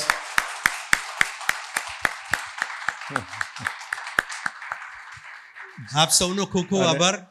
Thank you very much. Thank you very much.